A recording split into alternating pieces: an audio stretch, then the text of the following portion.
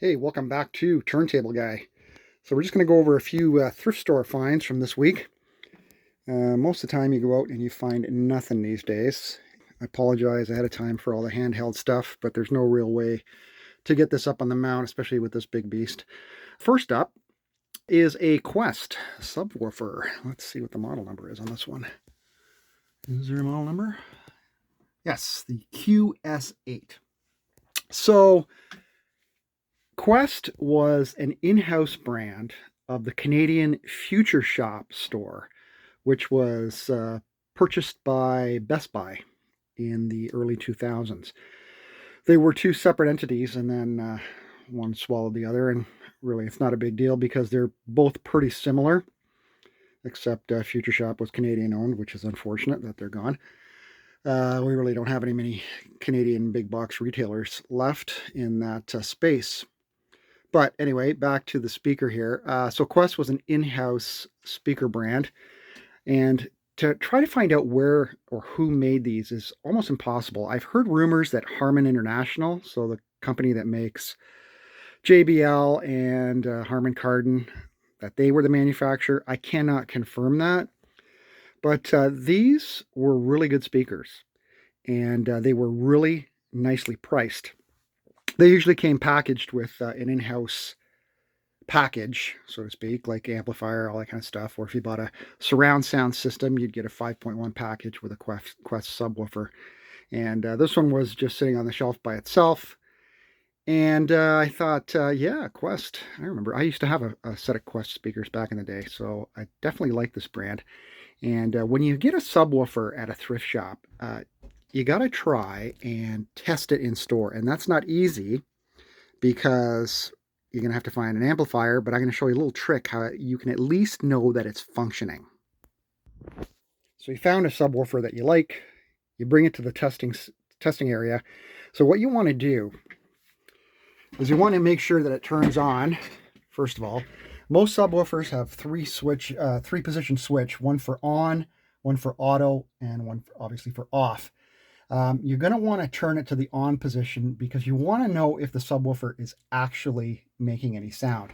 And to do that, get yourself just a standard pair of RCA cables and plug them into the input on the subwoofer, okay?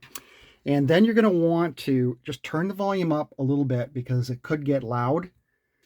All you want to do is grab the RCA cable, the other end of the RCA cables, and just touch the two leads, and you should hear a buzzing from the amp. And that way you know that the preamplifier is working, the amplifier is working, you're getting sound.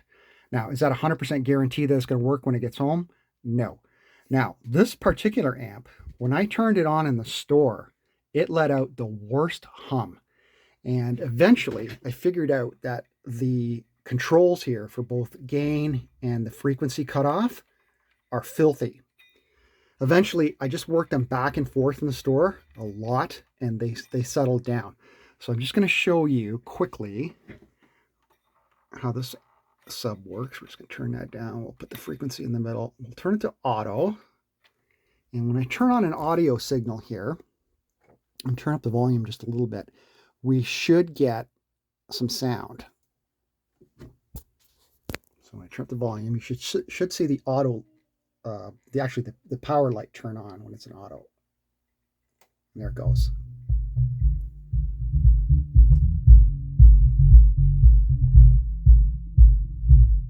So we know it's working. And I'm just going to pause. I'm going to take off the front grill. Okay, front grill's off. Got a nice 8-inch woofer here. And it's rather crinkly. That's not due to water damage or anything like that. It's just that's the way it's designed. Let's see if I can turn up the power here. Get it.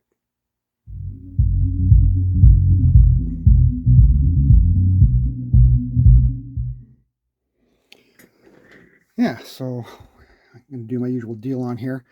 I'm going to clean this thing all up. I'm going to clean the controls on the back. I'm just going to remove the amplifier out of the unit. And I am going to spray the two pots and the switches with some deoxit to get them all cleaned. And then this one's going to go into service in our family room behind our TV stand where you won't be able to see it. And it'll run with a Yamaha YSP 800 soundbar. All right, let's go to the next item. All right, next up. This is a fantastic find. This is an NAD C426 AM/FM tuner. And this sucker was hiding underneath a printer.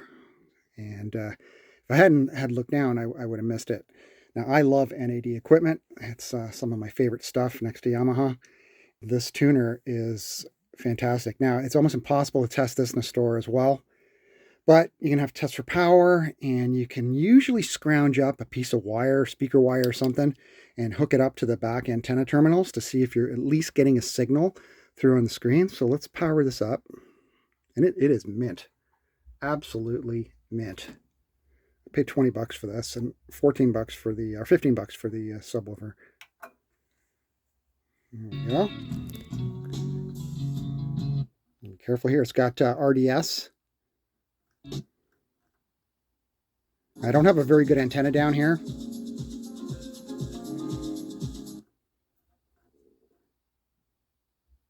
Cell of the dog you want cloned and the actual. That's mother. the CBC. So, you know, for my money, why not explore a different relationship with a different dog that has been cloned?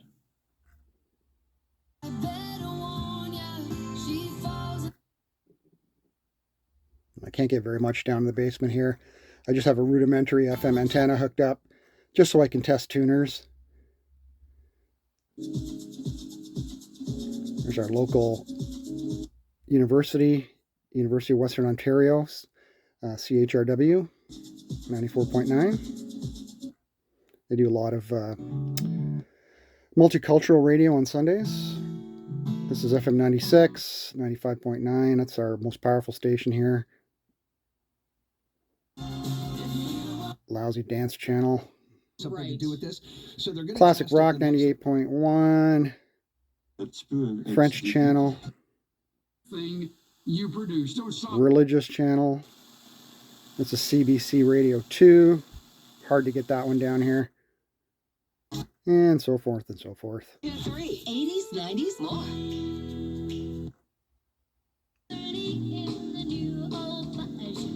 And it's that time of year.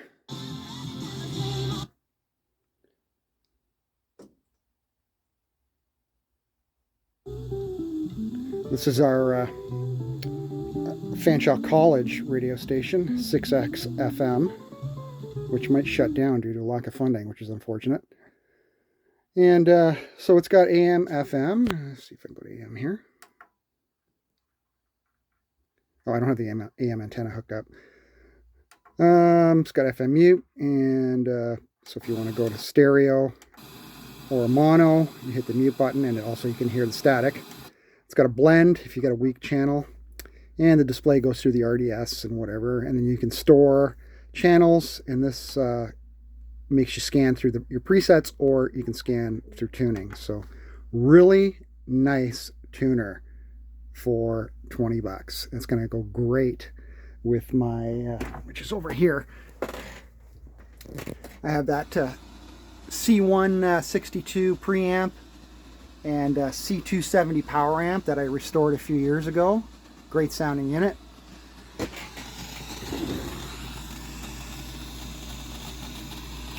So that's number 2. And I'm going to show you one thing that's not electronic in nature, but I still think it's really cool. Just one sec. This has nothing to do with electronics, but this is a fantastic board game. This is Polyconomy, the game of Canada, made in 1983. And it's, I'm not going to say it's really similar to Monopoly. It's got some Monopoly-ish type stuff in it, but what it is, it's a game that blends the economy and politics. And what's cool about it, it's all there, everything. Every piece of money, all the cool company cards and advertising cards, and you get life insurance and business insurance and government bonds, and it is just a cool game. It's a very Canadian. It's got little beavers for your men. I believe there's other versions as well. There's Polyconomy Britain and Polyconomy Australia, and this is the Canadian version. And just to show you how dated this is, there's an advertising card here for CP Air And this is before they became Canadian Airlines, with the original orange, red, and silver livery. Very cool. CP is Canadian Pacific Railroad Company, and they also had a airline which eventually went defunct and was purchased by Air Canada. So yeah, Polyconomy. If you can find that, I highly recommend picking that up. So that's it for this week. Some weeks you go out, you find nothing. Some weeks you find a whole bunch of cool shit. So anyway, guys, hope you enjoyed that. We'll talk to you soon. Take care. Bye-bye.